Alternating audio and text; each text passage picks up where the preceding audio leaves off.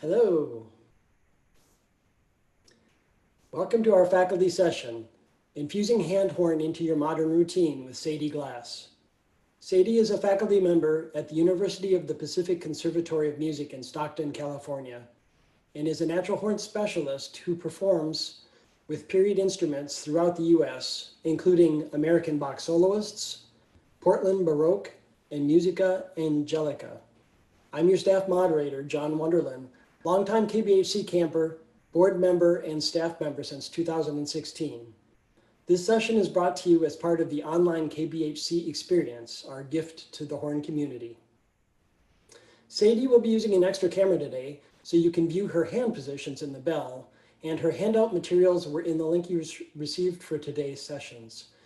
Before we begin, please take a moment to make yourself familiar with the controls at the bottom of the screen. Questions posted to the Q&A can be upvoted by clicking on the thumbs up icon that appears below each question. Questions posted in the chat are affected by the drop-down menu above the text box. Depending on which option you select, your comments may be viewed by all panelists or all panelists and attendees. Your panelists are Sadie Glass and myself. If you post a comment to all panelists and attendees, everyone viewing today's session will be able to see what you've written. You may use this function, but we want you to be aware of who will see what you write. Please use discretion and please keep comments on the current topic. With that, I'll hand the session over to Sadie.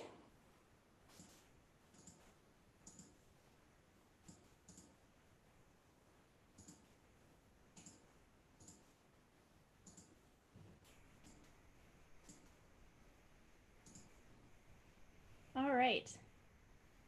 Here we go. Hello, everybody. Thank you so much for that introduction, John. I am so happy to be here with all of you today and talk all about the natural horn. Welcome to the rehearsal hall as well, which is the building you see behind me, where we'd normally be meeting for natural horn master classes and ensemble. And I hope that someday you'll be able to join all of us at KBHC and be able to see the beauty of Camp Ogons. Before we get started, like John mentioned, make sure you've got the natural horn packet downloaded because we'll be using music from there and also some notes for today. And please keep an eye, as you can see, I have my second camera angle in my bell so you can see what's going on. I'm just going to check my phone saying something. Stay muted. Okay.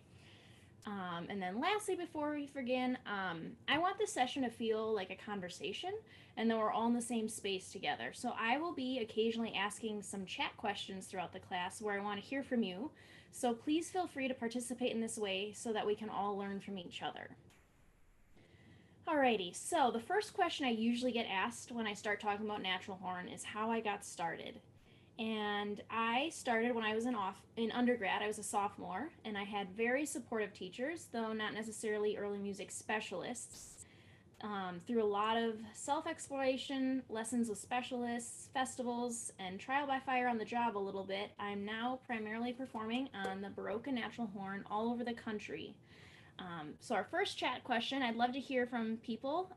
Take a second, and what is your experience with the natural horn? Are you a beginner? Have you maybe tried it during a festival, practiced it at school? What is your level? Let's see, we've got someone saying none. Let's see. Beginner from KBHC, total beginner. Awesome, glad to hear. Use occasionally. Novice. Ooh, multi-track recordings with natural horn. Awesome. Okay, so all sorts of experience coming in. I love it. So many I can't read fast enough.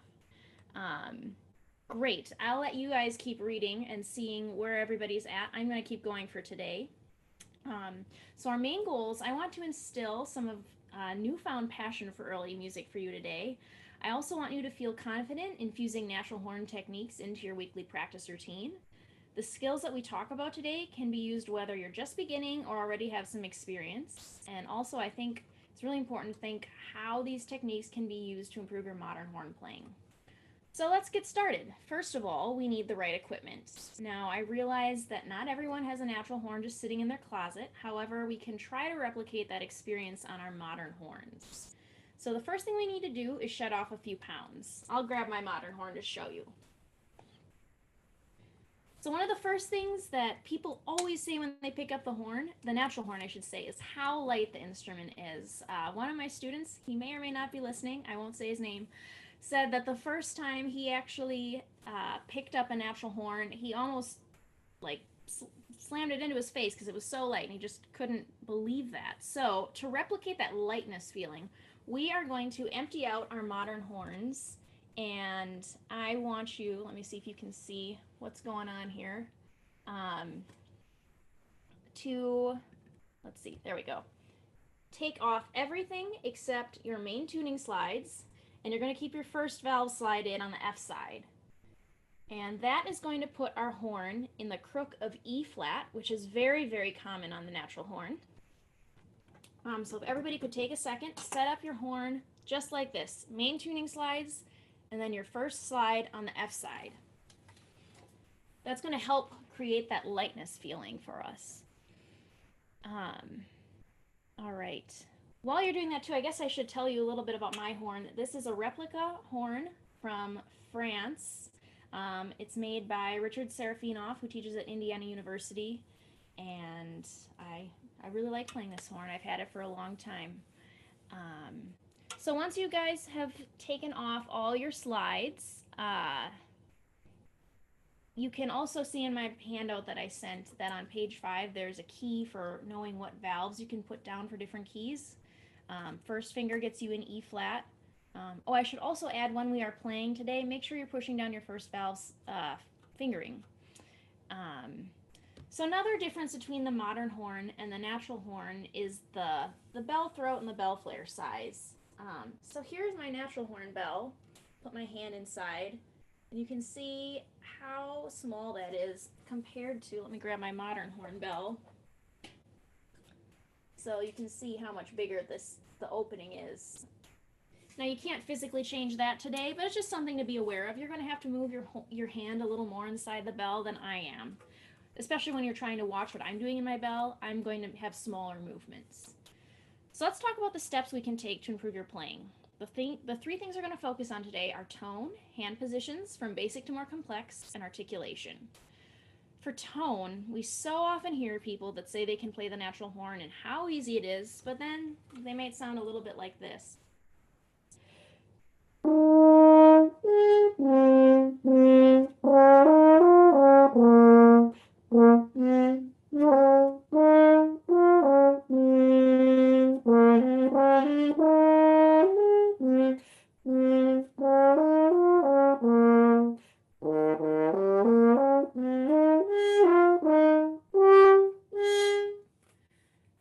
They do not pay attention to the sound. They're simply blaming the harsh stop tones to the simplicity of the instrument and not their own poor tone quality and maybe lack of technique. I'm here to tell you this is something that can be improved upon. Just like on our modern horns, it takes practice. Natural horn tone is beautiful and something that I'm always thinking about when I'm playing. For hand positions, that comes along with tone. There's lots of different hand shapes that we can think about. We go far beyond simply open and close, and there are many different ways that notes can be played. Imagine that you're like an artist in front of the pottery wheel. We're shaping each note just the way they're shaping the clay.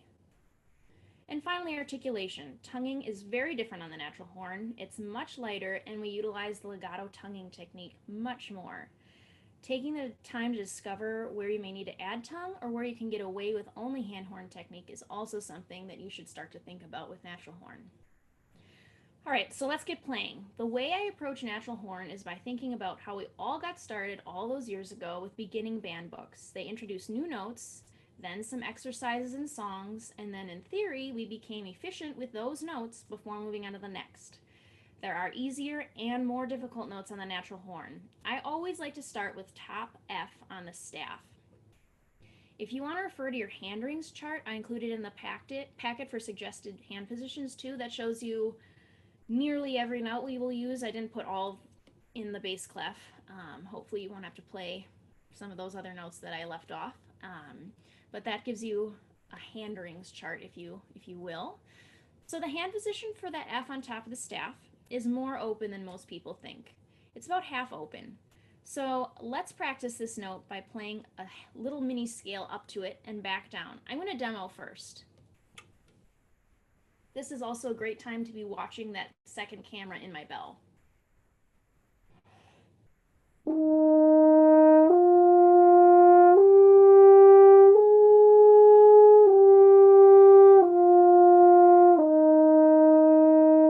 Again, it didn't sound like this.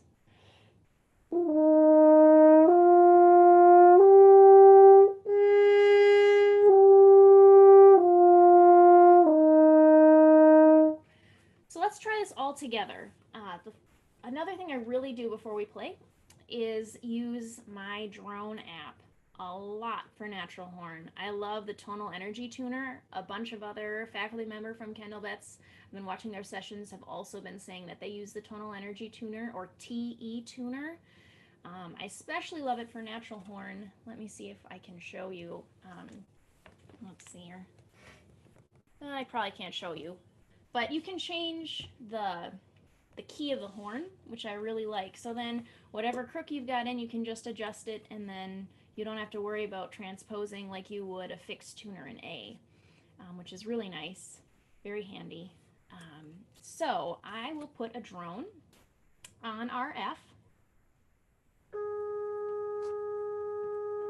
Is that a good volume, John? I forgot to ask about this earlier. It's fine. That's good. Okay, great. So we're going to drone. Well, I'll drone on that F, and then we're going to do that same thing. We're going to play half notes from C to F, back down to C. Droning on F. 1, 2, ready.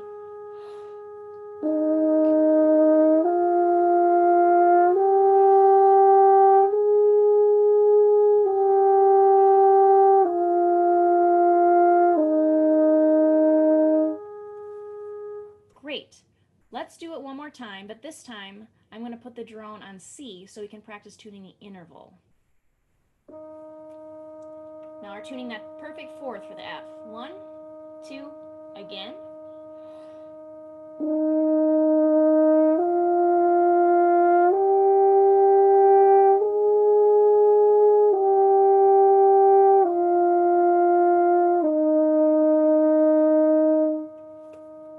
Great. Now normally we'd be maybe doing this a few more times to really practice and enhance that skill, but for time's sake, we're just going to keep going. So the other two notes we're going to work with today are A and B. So we're going to repeat the same process. So A has a similar hand position to F. It's about half open, and B is about 3/4 stopped. So this time we're going to do another mini scale. We're going to start on G in the staff. We're going to go up to D and back down. I'm going to drone on a D this time. All half notes again. 1, 2, ready.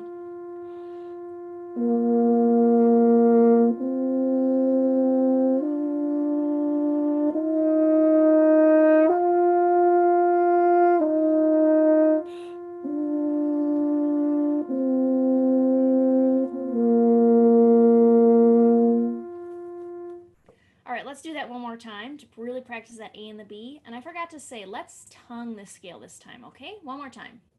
Drone on D, practicing A and B. A is half stopped, B is 3/4 stopped. Tongue between the notes. 1, 2, 3.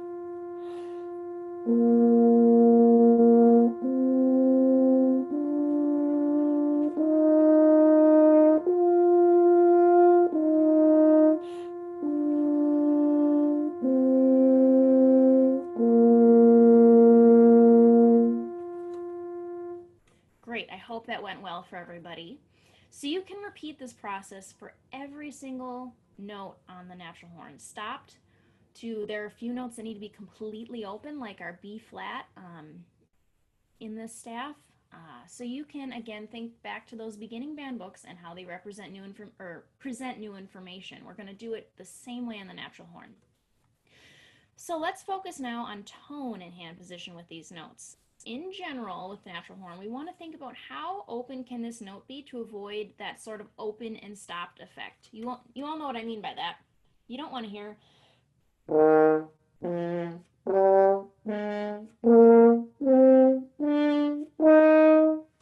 we can make it it sound much better than that.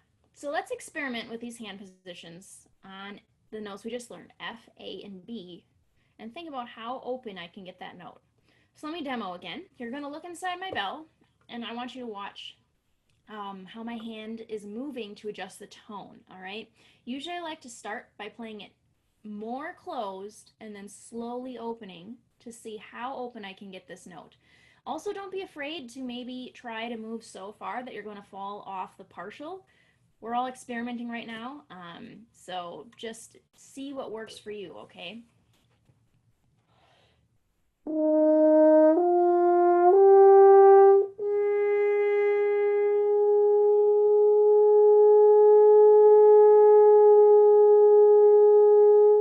So I purposely went a little too far open and then closed again a little bit more to find that really nice resonant warm tone of the note. So once what we're going to do right now is play that together. We're going to put a fermata on that top F. Once you find your ideal intonation and tone quality, I want you to sit and hold it in the correct hand position for a while just to reinforce that muscle memory. So this time I will put my drone back on an F, and let's walk our way up. Put your hand a little more closed and then slowly open it to see how open you can get that F. I bet you'll be surprised, especially if this is your first time, how open you can make your palm.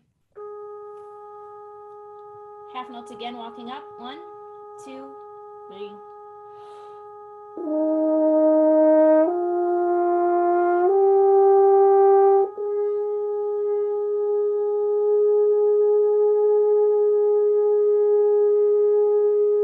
Keep playing. See how open can you get that F?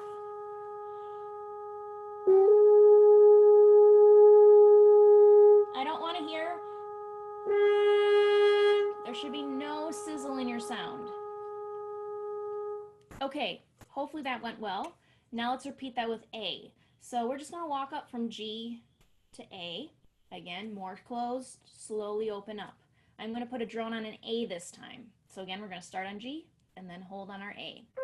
Oops, let's put an octave lower. 1, 2, ready.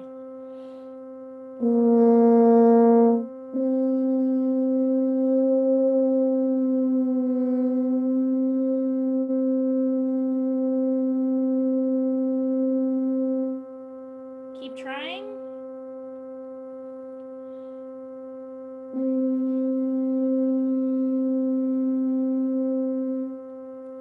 All right.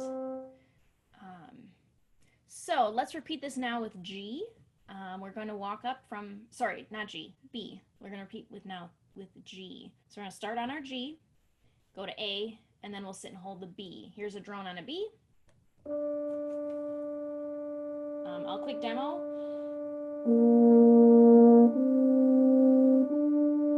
That's all we're going to do. Together.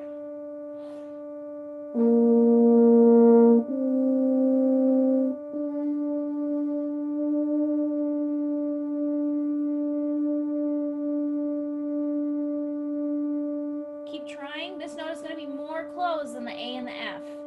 It still should not sound sizzly though. Nothing like.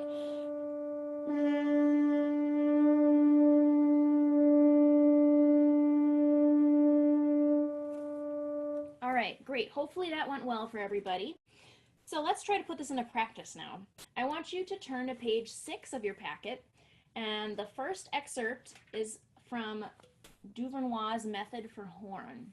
So we're going to start by playing just until the repeat sign, keeping it easy for right now.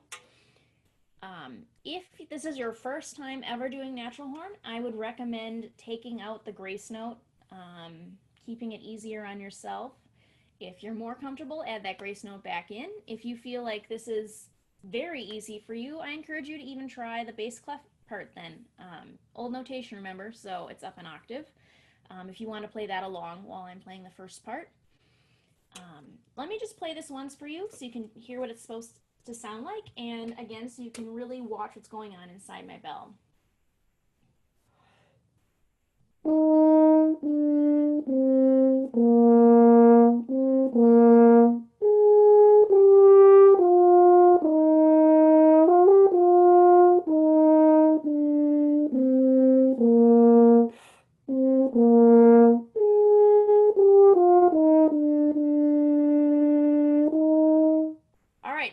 Let's all give this a try now. All right, nice and slow.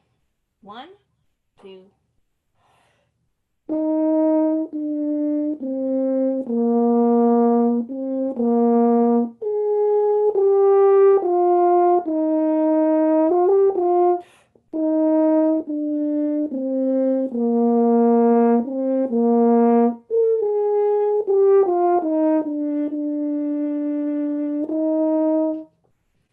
All right. I hope that went pretty well for you guys. Normally we'd play this a few more times, but for time's sake, we're gonna have to keep moving. We are gonna play it again at the end though, so don't worry, you'll get another shot. So now let's talk more about hand shapes. You can look at page 3 of your packet where I talk more about this. When people talk about natural horn, they usually know that hand technique is everything. It's the key point. It's how we make our notes. Without it, we can only play in the harmonic series. However, not many people stop to really think about the shapes that we're able to make and all the possibilities that are available to you to take your natural horn playing to the next level. We go far beyond simply open and closed. The main positions that I use are basic, or just a slight curve of the hand, more of a C shape, and then what I'm lovingly calling the Vulcan, which is a little more advanced. So for basic hand position, the right hand is very similar to the modern horn. You still want to have it curled with no gaps in your fingers, generally placing between 1 and 3 o'clock in your bell. This is probably the hand position that you were just using. Let me grab a pencil here. So hopefully you can see this. Let's see, I'll get a little closer here. So when I play with this hand position, you can kind of see there's still a pretty tight seal on this side of my hand where my fingers are touching my bell. Just like on my modern horn, this is pretty much where I sit. So then when I change to the C shape, as the name suggests, your hand is going to be in more of a C shape, more curled, not just, so this is basic and this is C shape. The reason you do this is so that when the sound comes out the bell, you have 2 points of resistance for your sound to meet. Then you don't have to cover up as much. So again, in my bell with the pencil, so this is basic. If I curl my fingers a little more, I don't know if you can kind of see now. Now I can get you can see my pencil can now go through, but now air can escape through this side of my horn and by my palm. So it's making the notes sound more open. This is a good position for maybe more closed notes like A flat and B flat. Then finally, the other shape I use, which is more advanced, like I said, I'm calling the Vulcan. So you're going to take that sort of Vulcan greeting hand position, and you're going to channel your inner Spock by putting your first, second fingers together and your third and fourth fingers together. Then once you have it like this, you're going to put your thumb against your first finger like you normally would, and then you're going to take and curl your fingers, but your third and fourth fingers are going to be much more curled than your first and second.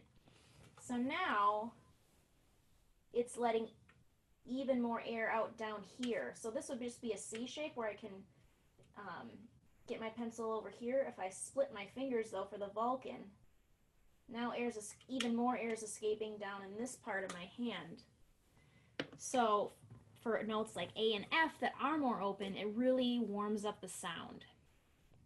So I'm going to quickly demo on F all 3 of these positions. So I'm going to start with basic, C shape, then the Vulcan. And I want you to see, I'm going to do a whole note and change, and I want you to see if you can hear a difference in the sound. It might be hard to hear it as much over the internet as it would be in person, but hopefully you can hear it still. So basic.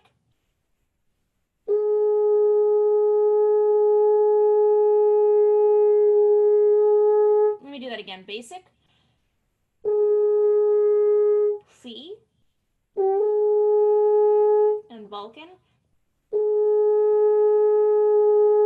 Hope you could definitely hear the difference with the basic to the Vulcan, and that I was able to get the F more open. So let's all give this a try, all right?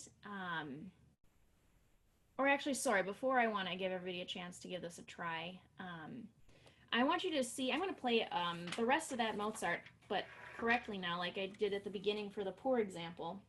I'm going to utilize all 3 of these shapes And I want you to watch my bell and see there's very, very slight movements. There's a B flat on this, so I do have to open up my hand all the way to play that B flat. If you did, I'm sorry, I know this was a comment in other master classes from yesterday and today. I'm going to be playing the second movement from Mozart 3. If you wanted to very quickly hop on IMSLP and grab a copy of the music, you might not be able to do it fast enough, but it's just a quick listening example. All right, watch my hand positions.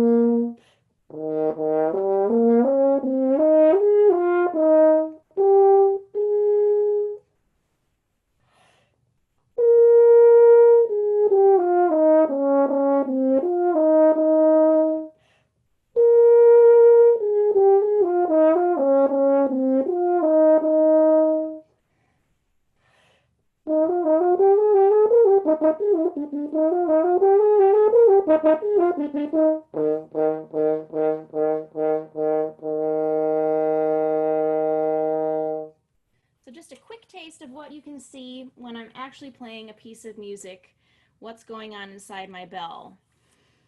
So now we will all give this a try. We're going to practice on our F, one of my favorite notes to start with again. And I want you, we're going to walk up again from C. And this time I'm going to put the drone on our C so you can practice hearing the interval to tune. And I want you to challenge yourself changing from basic to cupped to Vulcan and seeing what one you might like the best is one. What are you experiencing with this, okay? So let's give that a try. I'm droning on our C. I'm going to put that up an octave. Half notes walking up. 1, 2, 3.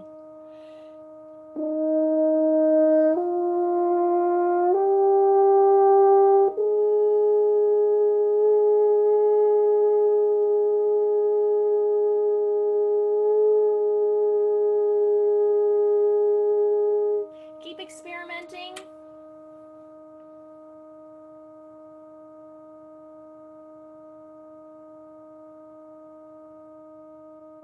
All right. So another chat question. I'd love to hear from everybody. What are you discovering as we do these different positions? What's your favorite for that top F? I'm hearing the Vulcan is definitely open. What else? I'm sure it'll all flood in quickly. Vulcan, another favorite. All right, everybody's liking the Vulcan. That's good to hear. C shape's better for somebody. Great. People are finding that they can get more resonant sound. Perfect. That's what you always want to go for. All right, I'm going to stop reading these. You all can keep seeing what other people are saying. So now we are going to take that same piece again, the Duvernois, and this time I want you to focus on adding a new hand technique. For right now, I would focus on just one. If you started hand technique about 30 minutes ago, I would say just focus on that basic position and really focus on opening up your palm. If you have a little more experience, try the cupping, and if you're more comfortable with both of those, then go for the Vulcan. Why don't we this time, this is going to be adding a big step. We're going to play the entire piece, the first horn part, no repeats, and we'll keep it slow, and we'll just see how this goes, okay? Maybe we'll do it 2 times in a row so you get a second chance at it. So here's our C. And I should have reminded you again, make sure your first valve is down when you're playing so we're in the same key. I'm in E flat right now. Putting your first valve down will put you in E flat as well. All right, whole piece, no repeats. 1, 2.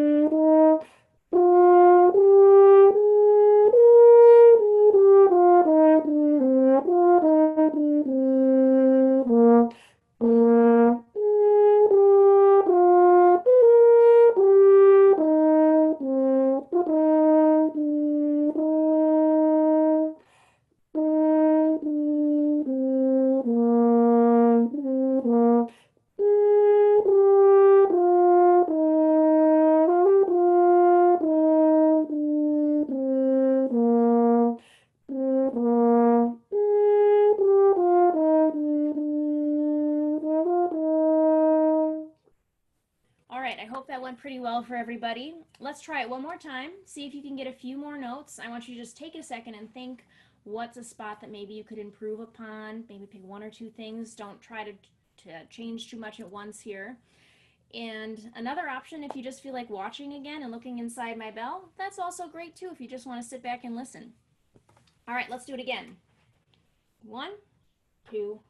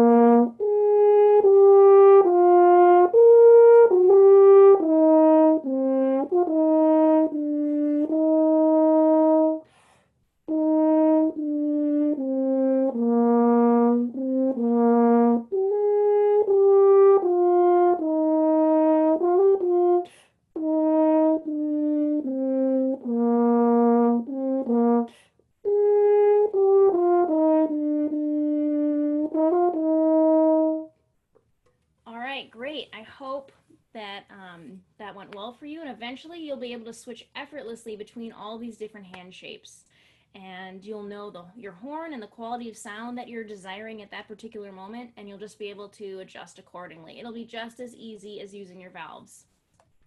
Most importantly, I want you to think about how you could possibly infuse these hand positions or hand shapes into your modern horn playing. So often I see in modern horn playing, my students, their hands are just sitting motionless inside their bell. They're just resting there. And our hand should be actively engaged at all times. We might not be shaping notes exclusively with our hands like we are on the natural horn, but by adding these extra shapes, we can get some new colors to our modern horn playing and maybe take our tone up to the next level. So something to think about. All right, our last point for today is about articulation. In general, tonguing is much lighter on the natural horn due to the size and the simplicity of the horn again. Now, you can't necessarily replicate this feeling very well on the modern horn, but it's just something to take note of. What you can replicate, however, is knowing when notes acoustically pop between and when you need to tongue. There are certain notes that will sound like a slide whistle unless we add an inaudible legato tongue between them. You can see my notes on page 4 of the packet of the handout, and there's more notes on that. So let's discover this together. I want everybody to play with me a scale from G in the staff to G above the staff. We're going to do it all slurred, nice and slow. We're also going to play F natural because we haven't learned F sharp yet. I want you to pay special attention to which notes or note, we don't know how many, are going to have a glissando between each other. So we're not going to tongue any notes in the scale, just the first G like you normally would. All right, so half notes again, G to G with an F natural on top. 1, 2, ready.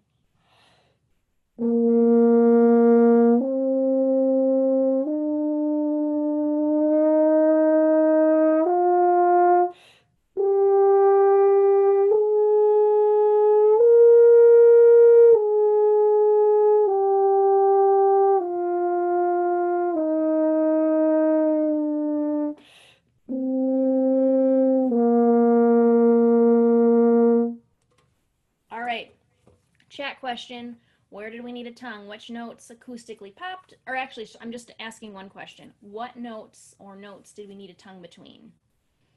What did you all notice? Yep, everybody's got it, between B and C.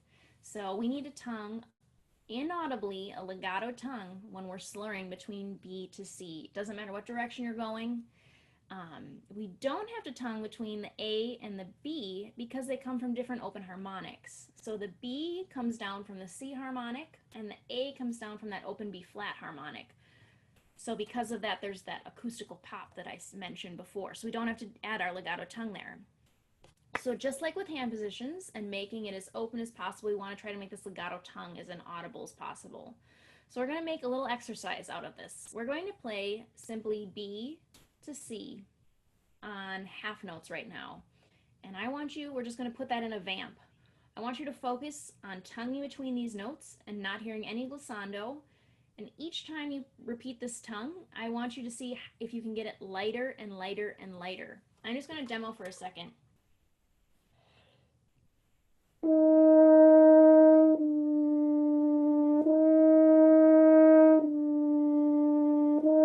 I don't want to hear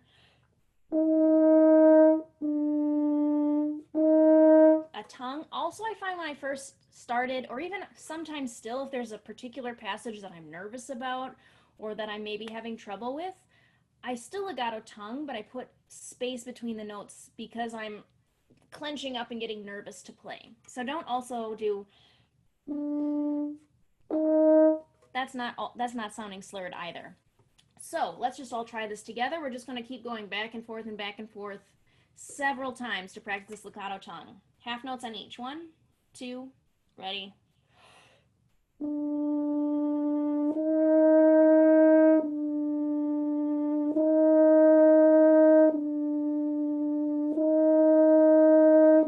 Keep going. Remember, each time should be less tongue. And watch my bell. I'm going to start with my B again. Ready?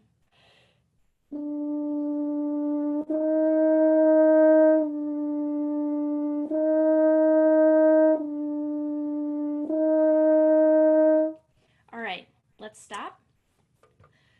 To just see that theory about this acoustical pop, let's do the same exercise again with A to B. And I want you to feel that you don't need a tongue. All you need to do is tongue the first note when we start the exercise, just like you do normally. And we're going to slur, and you're going to hear this pop.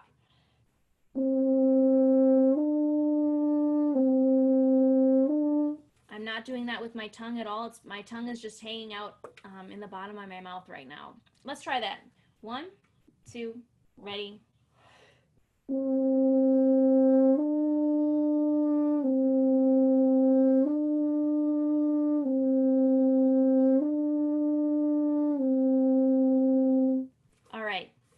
So let's add this all together now. We're going to do that mini scale again from G to D, all slurred, but now you're going to add that extra tongue between the B and the C. We're going to do it first time, we're going to do it 2 times each. First we're going to do it as half notes, then we're going to 2 times as halves, 2 times as quarters, and then we're going to try it, we'll see if we can try eighth notes too, okay, to practice getting faster and faster. And we're going just from G to D and back down. We're not repeating the top note.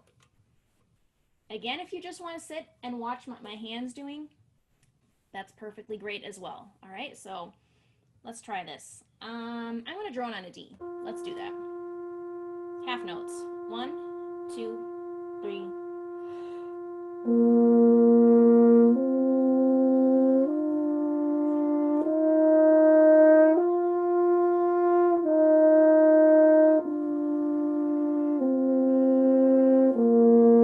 Let's repeat.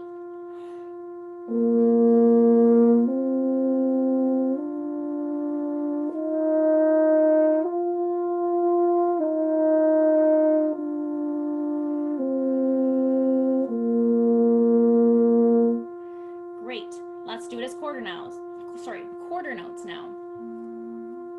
1, 2, ready.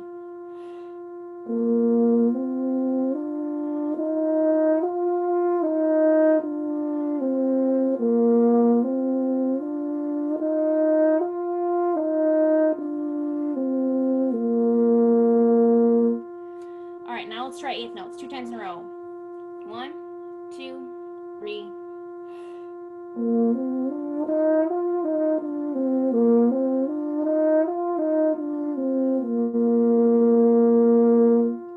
All right, hopefully that went pretty well for you all. Just a quick tip, something I like to still do with my notes every once in a while, especially if I'm adding legato tongue someplace that I wouldn't normally, or if I'm just doing something different. I like to go through my music and just draw a little diagonal line where I would need to add an extra legato tongue to just help remind you where you need to add that, especially if it's something you're not used to. Maybe even do it in like a red pencil or something so it stands out. But that's a really good way to help you remember where you need to add that legato tongue and where it's not necessary. So let's see, we've got a couple minutes here before questions come up. So we are going to try and play the excerpt on page 6 and I want you to incorporate everything. We're going to experiment with tone, hand shapes, articulation. Let's put it all together and try playing an excerpt from the Chanson Romance, okay? And we're still only going to have the A, B, and F as our closed notes. One last tip about holding your horn. On my modern horn, I definitely play bell off the leg most of the time. I do the same for natural horn. However, I like to stabilize my bell on my hip or maybe the side of my leg, so that way I can freely move my hand, especially when you have to take your hand out of the bell. This helps a lot, because when you're holding it up like this, I feel like I'm restricted a little more in my movements. And right now, especially being summer, I'm in California right now, so it's not too bad. I grew up in Wisconsin though, and I know how humid it can be, and it's super humid in Ogons right now, and your hand will get kind of stick in the bell sometimes. So by having just kind of barely resting it on, stabilizing is a better word, on the side of your body is going to just help free up your hand positions. All right, let's turn to page 6. And we are going to play a little bit of Saint-Saëns Romance, Opus 36. Let's start in the second bar, and then we're just going to end in the third line on that C dotted half tied over. We're not going to keep going because then we get some F sharps, which we haven't learned yet today. All right, let's all give this a try together. Again, if you want to just sit back and watch my bell, great.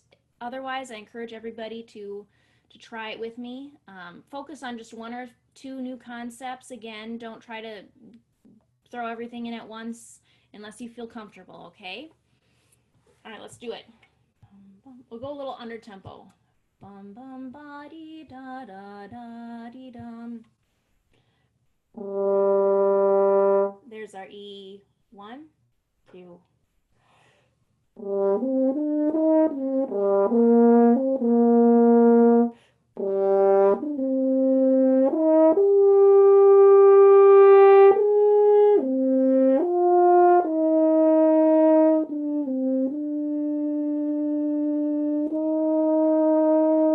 One bar rests, 2.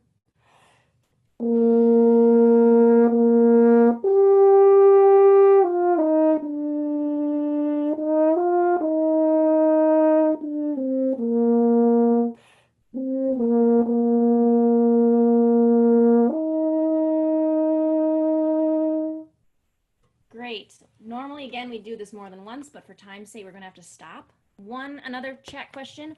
What did you all find or discover in playing this piece? Were you able to focus on one particular concept? If you already had natural horn experience, were you able to try any of these new skills for the first time and found a difference in your playing? What do you all think?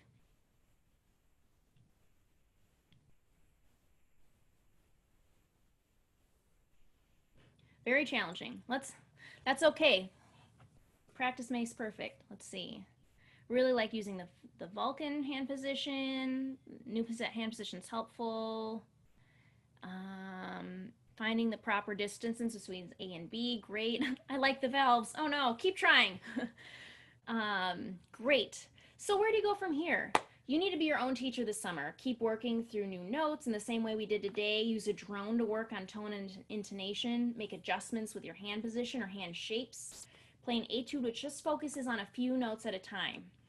I like to take my practice calendar and work backwards. For example, if I were a beginner, maybe my goal would be by August 31st, I'll be able to play this entire Saint-Saëns Romance for my family and friends in a video performance. So look backwards, that gives you about 10 weeks. In that piece, you need to be able to play about 10 closed or / very open notes. So you could focus on 2 notes a week and then practice etudes that focus on those specific notes. By week 5, you're starting to practice the piece on the Saint-Saëns, marking it up with legato tonguing, and then each work on more advanced hand positions. So then by the time August 31st comes around, you're going to be playing it very well. And you can take this sort of practice guide for whatever level you're at, and you can customize it to your own experience level. You can find music very easily on the internet since this is all very old music. Gallet, Dopra, Duvernois all have etude books, very common places to start. They don't quite progress like our beginning band books did. Out of the three of those, Duvernois is probably the most approachable. I also like to go through old etude books like Franz Strauss and Kling and find specific etudes that work for the notes I'm learning at that time. Also, I know Paul Basler is going to talk later in the week about writing our own etudes. Take some of these etudes and change the notes. Make them part of the music, but just change it to the notes that you're actually working on right now. And then that'll fit your needs at that particular moment. Some modern books that are coming out.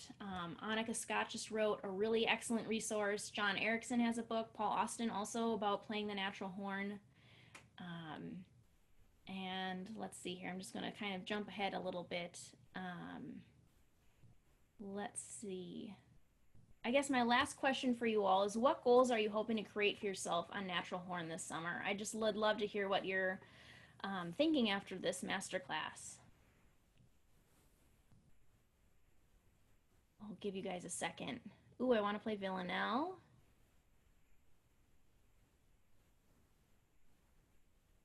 Let's see. Waiting for some other people. Mozart 4. Great. Mozart 3. Bauman Elegy. That's a great piece. Solo unaccompanied piece, which is great for right now. Faster reflexes. Awesome. I'm going to let you guys keep reading that. So if you do these steps, I think you'll find by the end of summer, you're not only going to have a better understanding of hand horn, but you're going to have a new way to approach pieces that you would normally perform on the natural horn, but you perform them on modern horn.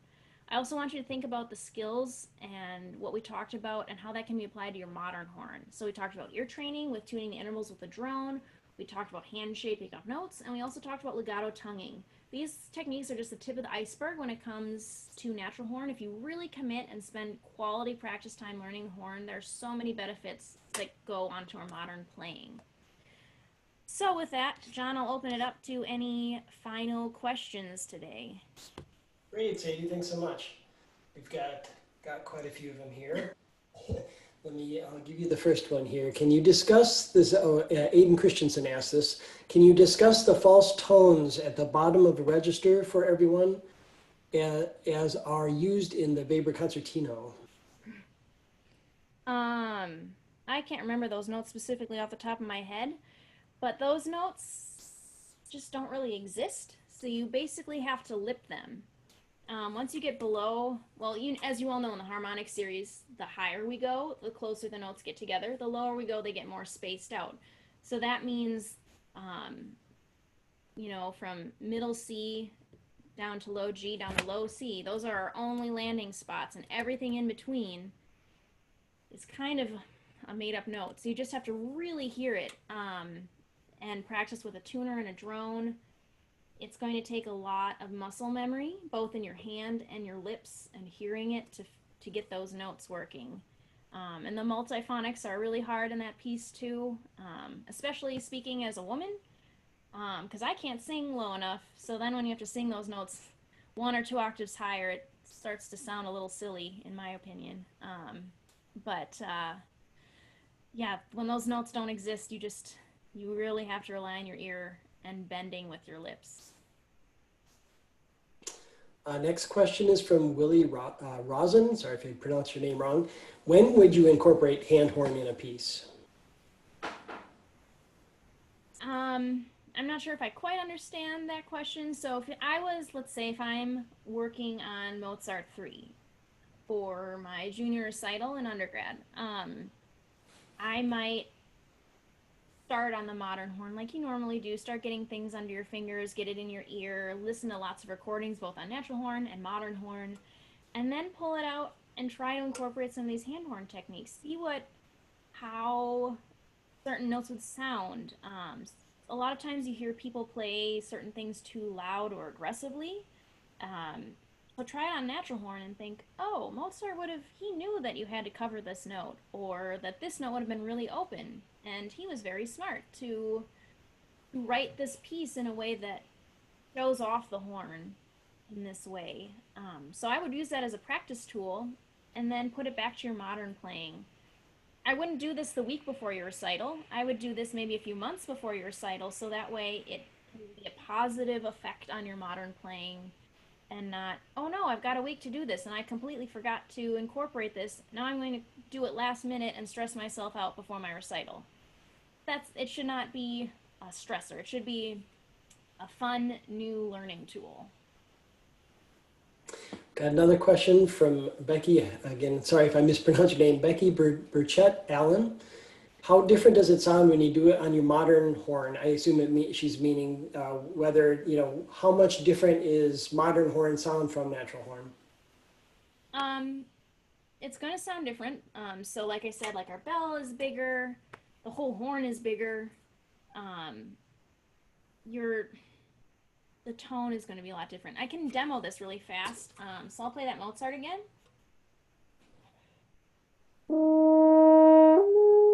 Let me do that again.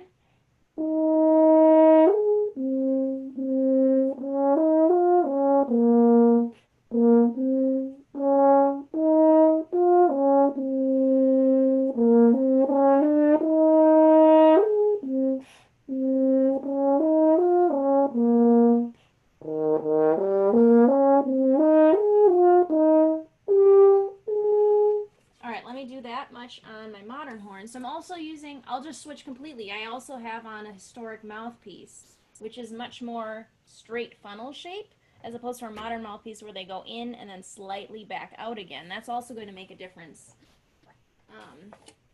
Let me try this out here.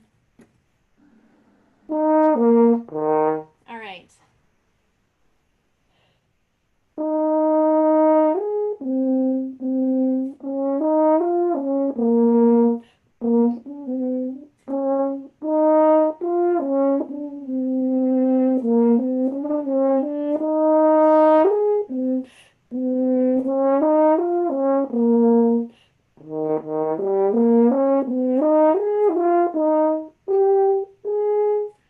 So that's the first time I've tried that in a while, as you can see. So I was realizing as I went through how much more I needed to stop my A in particular, because the bell is so much bigger. The tone quality also is just not quite as warm. The feeling of the way you blow into the horn is also different. There's a lot less resistance on my modern horn. A lot of people too, when they're starting a natural horn, or not even just starting, just natural horn in general, get fatigued very quickly playing the natural horn because they're overblowing. And that's just another experience you can't quite replicate on your modern horn, but it's still a good tool. There's instruments that we call valvectomy horns, which is kind of like a student level natural horn, where they take a single horn, chop out all the slides, and then make the solo crooks out of that. So F, E, E flat, and D typically. Those are a much more financially, it's not as expensive as a true replica horn like I have. This is a replica of an instrument. And then maybe another step up from that is maybe finding, instead of a single F horn, if you can find someone who would take a horn that's an antique horn that's already got a crooking system, and then they would be able to take out the innards, the valves from that, but it would give you an even closer representation to natural horn without having a replica horn. That's a little bit more expensive though, and a little more sleuthing on your part to find that kind of a horn, because our crooks go into, on this horn, into this orchestra horn, into the lead pipe, and on those valvectomies from the F horn, the crooks go into the body of the horn, so you don't get that crooking experience quite the same way. And the bell's also smaller on those horns that are antiques. Okay, it looks like your bell camera is frozen, but I mean, we're almost done, so I think it's fine, but it's not worth redoing. Ruthie Wood asks, when is one handshake better than the other? So this is something you're going to have to figure out on your own, and each crook also has different tendencies. So again, if you're not familiar, so a crook, let me hold it in front of my body, is this piece that comes off the bell. So each one is different, has its own characteristics in sound, in intonation, all sorts of stuff. So for the more open notes, I like the more open hand position, like that Vulcan. I have, let me see. If I try to play that B with a Vulcan, it doesn't sound as good. It sounds airy and thin. If I do it more closed, maybe the C shape, sounds much better than Vulcan. It's unstable. So knowing the hand rings, right? What notes are more open versus more closed. And then also knowing what the composer might be wanting in that spot for that effect or affect. So that way, maybe like at the end of Brahms 1, or sorry, not Brahms 1, sorry, at the Brahms Horn Trio, the third movement, that could be a stinger note at the end if you wanted to for more of an effect, not stinger, but more emphasize on the closeness of that note. Or up to you. How do you want to play those notes? So it's a lot of experimentation. Great. Another question from Marina Crickler. Could you share what material you've been asked to audition with for period ensembles? I have never had an audition for a period ensemble. That is something that's a little more unique about these ensembles. It's a lot more word of mouth and who you know and how you've played for people in the past. The last natural horn audition that I can think of was for Handel and Haydn, which was maybe 5 years ago now. So it's just meeting people and doing a good job playing well, and that's kind of how this early music works. Great. So a good question here. How do you use your left hand? Oh, it basically just holds my horn. You want to make sure that your crook is in all the way so that's not sliding around. If it isn't in securely, so you can use as an emergency to help hold your slide in place. But otherwise, I'm just holding it. So this is a great learning tool if you've got like tendonitis or carpal tunnel issues that you're maybe experiencing more difficulties with. That's actually not why I started, but why I spent maybe more time with it at the beginning, because I was having some tendonitis issues in my left hand. See, okay, we got a question from Braden Ross. What are your favorite keys to play in, and how do the different crooks affect tone and response? My favorite is probably E flat and D. I like lower crooks, and those are just very resonant.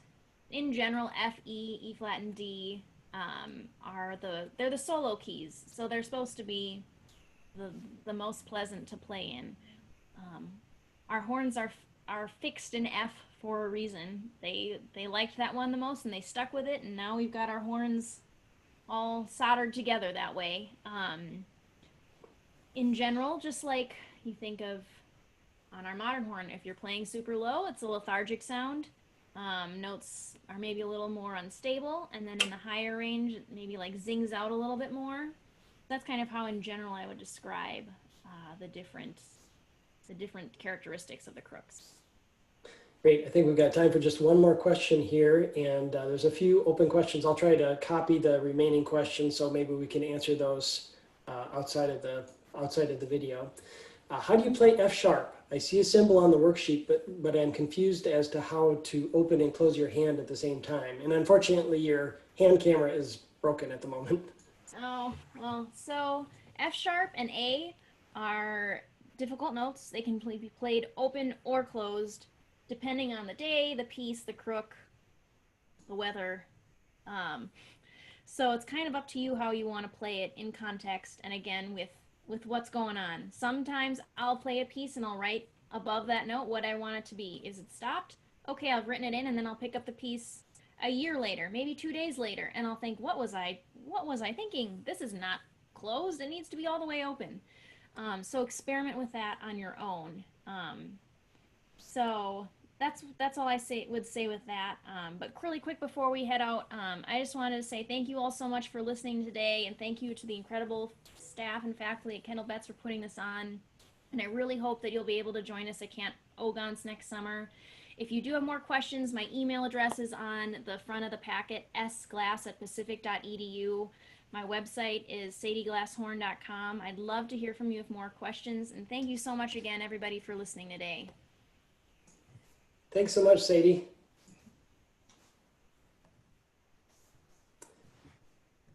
So thanks for coming to our online KBHC experience again today. Here's a rundown of upcoming events. At 6 p.m. Eastern Daylight Time today is the first of 2 staff chats where you can learn about the careers of our up-and-coming professional hornists who also keep camp running smoothly and have done a lot of work this week. Our evening session tonight at 8:30 is Horn Makers with panelists Aaron Beck and John Goff.